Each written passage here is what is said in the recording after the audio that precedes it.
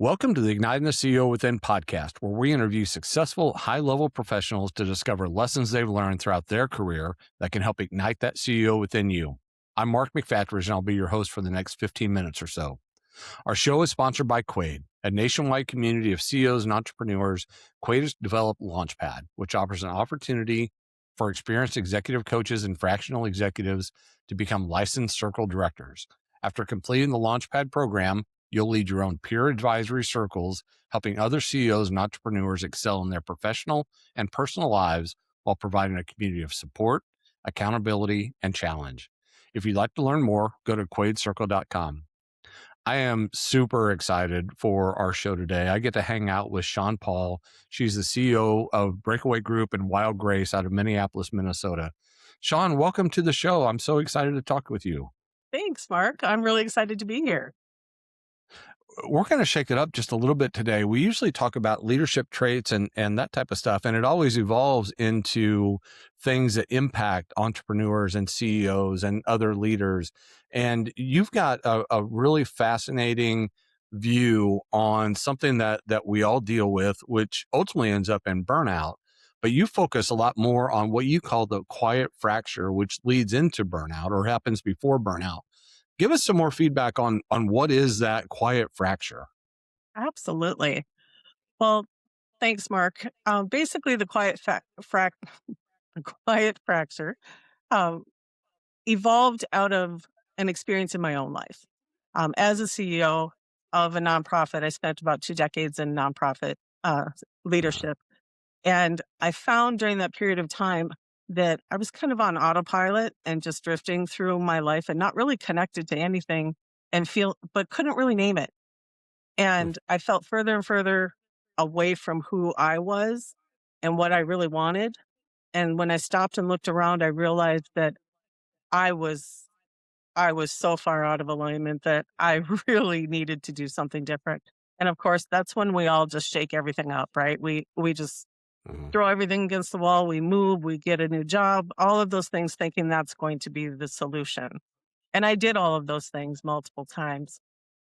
And when I finally hit that wall, I realized that I needed to just stop for a minute. And I came home to my horses and spent just quiet time being present. And I realized that while I certainly was burnt out, the burnout really was the smoke. Mhm. And we don't call the fire department to put out smoke, right? We call them to put out Mhm. the fire. And the fire is what I call the quiet fracture. That's what I named it after looking back at my healing process. And it really was that time where we drift away from our center, from who we are, where we're overriding that little gut instinct that tells us we can't take any more, where we say yes when we really don't want to, and we take on more and more because we can, because we're capable, we can do it, but that doesn't mean that we should do it. And sometimes there's a boundary there, and that boundary gets crossed when we go so far out that we've lost connection with who we are, with our families, with our friends, with our purpose. And that really Yeah, go ahead. keep going. Sorry. Yeah. So that really that's really how I came to define the quiet fracture and figure out what it really was in my life and to name it, because if we can't name something, it's really hard to come back from it. If we don't know where we Mhm. are, how do we get to where we want to go, right? So naming it is the first step. Yeah, I like that. One of the things. So this is going to be great. One of the things you said was feeling out of alignment with who you are. What does that mean, right? Like, yeah. Well, I'll just stop there. What does that mean? Getting out of alignment. That's a really great question.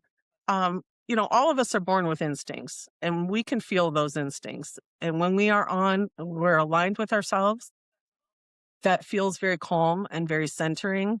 And we live in joy, basically. When we step outside of that and we become out of alignment, that's when you start seeing things. For me, I start seeing things in my body come up. I sigh a lot. I don't breathe deep enough into my body. Different things like that. I start physically feeling out of alignment, like a car that shakes when you're out Hmm. of alignment. Your body does the same thing. It starts to react, and it's just a small, quiet shimmer until it becomes a loud one, until the wheels are about to fall off. Yeah. Yeah, it's that's really interesting because as leaders, right? We're really accustomed to looking at numbers and facts and data, and we can make decisions. Like, that's easy. We can make decisions. This is good. This is bad. This is on track. This is off track. Whatever that is, we're really good at that.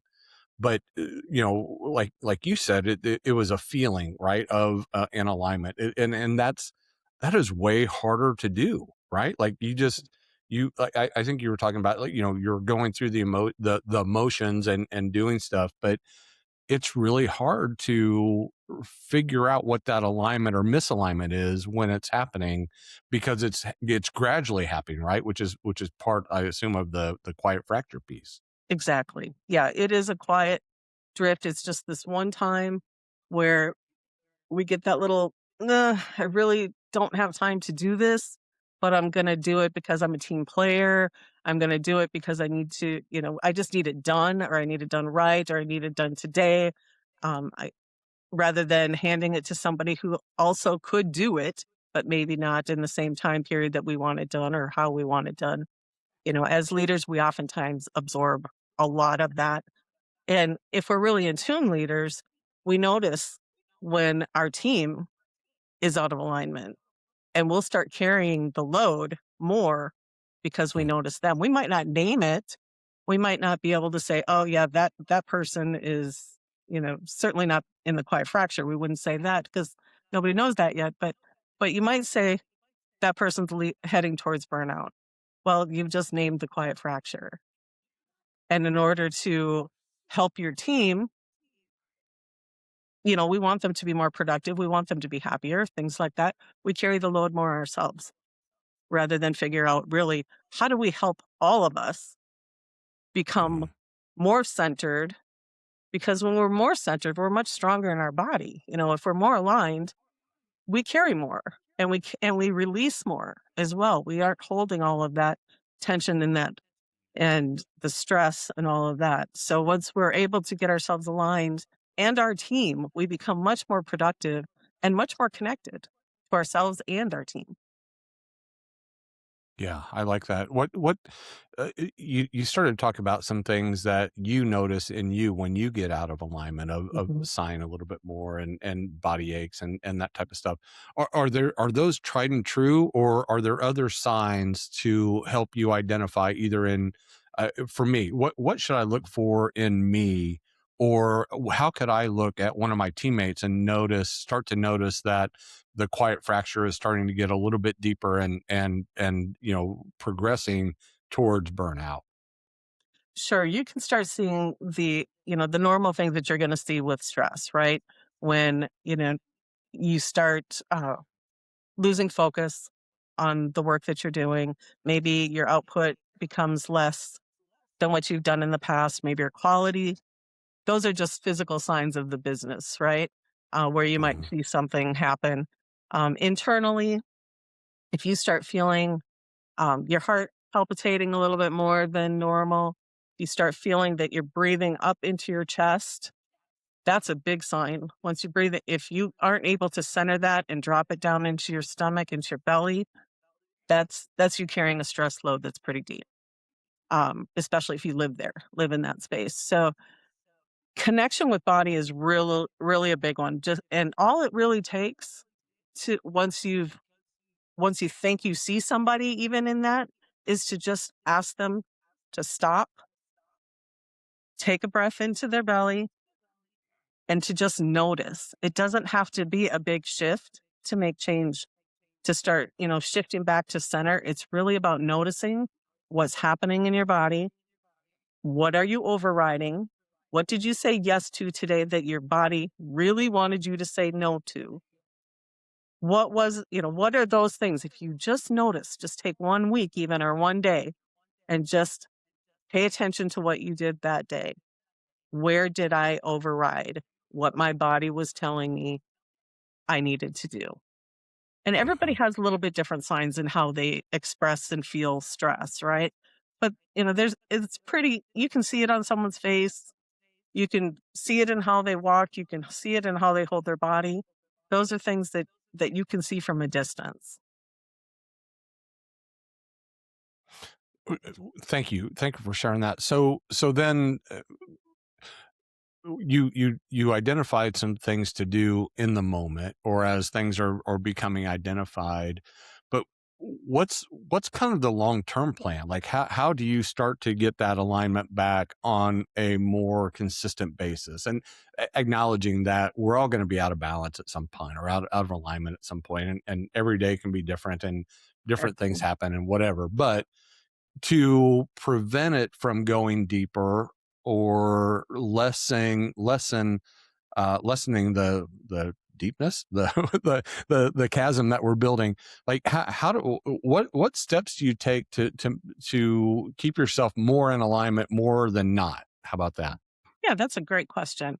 In my world, in the Wild Grace world, I have some tools that I've developed that allow, that are really great daily tools, and there are also some that allow you to go deeper if you really find yourself in that deepening fracture where I was. One of them is every day I just pull an inspiration card from my um, Anchored in Grace deck. It's just it's a inspiration deck that um, uses horse wisdom basically to help us see, you know, what can I focus on today that kind of brings me into my body, right? Because that's where we're at. We're outside our body. We're moving outside our body. We want to bring ourselves back in. It's all about just trying to bring that focus in. So I start my day with an Anchored in Grace card, which kind of just sets the tone for how I want my day to go and gives me a little bit of a activity in which to become present. I also I've written a book called The Wild Grace Compass, and this is my framework in which I work with people. And I use the compass because we can drop in anywhere in our life and be going in any direction at any time. You are absolutely right, Mark. The fracture, there's different levels of chasm, and we flow in and out of it. That was a very Mhm, accurate statement. We flow in and out. Sometimes we drift too far, though, to get back in there without being really deliberate about it. mhm, And we may get there several times in our lives. I know I personally have been in the deepening fracture several times in my life. Didn't know it, but I was. right. Now that I understand what it is, I can manage that a lot better. So the Wild Grace Compass basically looks at the five directions of the compass: north, south, east, west, and center. And it's really about realignment, rebuilding, um, reigniting, all of those kinds of things. And each section gives us some tools and some knowledge, and things like that. What are you seeing in yourself? What might you recognize when you're in this space? So I created an assessment that allows you to just kind of figure out where you are in on the compass, as well as an assessment that helps you figure out where you are in the fracture. At what Mm. stage you might be in the fracture. And both of those you can get on my website. You can get access to both of those on thequietfracture.com. And they're free assessments that just take, maybe 20 minutes, and they're designed to just give you an instant picture of kind of where you're at. And I also give you next steps if you want to work through Well Grace and the tools that we have. These are your next steps, and what will help you bring yourself further to alignment. Yeah, that's really cool. As we start to wrap up, share a little bit more about what Wild Grace is and how what does an engagement or what does working with you look like in Wild Grace and the Wild Grace Compass. Great, thanks. Yeah, Wild Grace, just a really short backstory, is all built with my horses as background, okay? Because they are the ones that help and that brought me to myself. I became an equine assisted coach as well. So I'm certified in that. And I'm also trauma informed. So all of that I bring to the table, and I bring it in two ways. One is on site at my ranch in Big Lake, Minnesota. I do one-on-one coaching with my horses. I also do group coaching and retreats and corporate team building kind of things as well. So that's the best. If you can get on site, that is for sure the most impactful.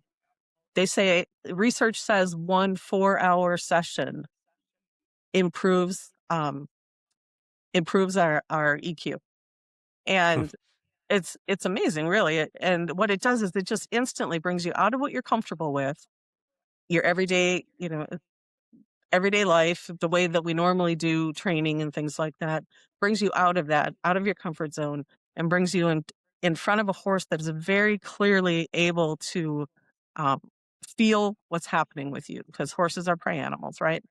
And they respond instantly when you're out of alignment, when you're out of congruence. When your face says one thing and your inside says something different, horses know it instantly and they reflect that back to you. So it is a phenomenal experience, and it cuts to the core really quick. So that's the ideal.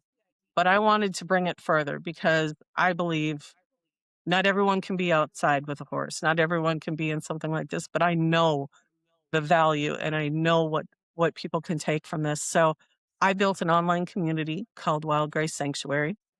And in that sanctuary, it's designed for high capacity women doing this work on with themselves, and don't want to do it alone. You know, we don't heal in solo. We heal in herds. Um, Uh-huh. so that's what it's designed for. That's what I created it for. Community, I think, is the most important thing in order to, for everything in our life. That community allows us to be connected and to reflect back to us the things that we also need to see. So there's the online Wild Grace Sanctuary. The tools are available in there. I also do one-on-one coaching packages for those who really feel like they just need maybe a little more guidance, a little more deep dive than you get from the community, but you always want to be part of the community. Shawn, that's amazing. Thank you for all the work that you're doing. This is just incredible. Thank you. Thank you so much. I'm so excited. I can't wait to Y- hear it. And please, have your participants go take the fracture, go take the assessment. Yeah. It doesn't cost you anything, and you'll get an instant email back to you that gives you, this is where you are. This is what you can do if you want to do some work with this. I love it. I love it. Well, thank you for hanging out with me today and sharing your insights. Really, really powerful stuff. And the work you're doing is just amazing. So thank you. Thank you so much, Mark. I appreciate you having me on today. Yes. All right. All right, y'all. We did it again. We found another amazing leader with incredible insights. I'm so thankful for Shawn hanging out with me this afternoon. As we wrap up, I want to remind you that Igniting the CEO Within is sponsored by Quaid, a nationwide community of CEOs and entrepreneurs. Quaid has created Launchpad, which provides an opportunity for experienced executive coaches to become licensed circle directors and significantly impact the lives of CEOs and entrepreneurs. To find out more, visit quaidcircle.com. Until next time, keep igniting that CEO within you. I'm Mark McFatridge. Thanks for listening.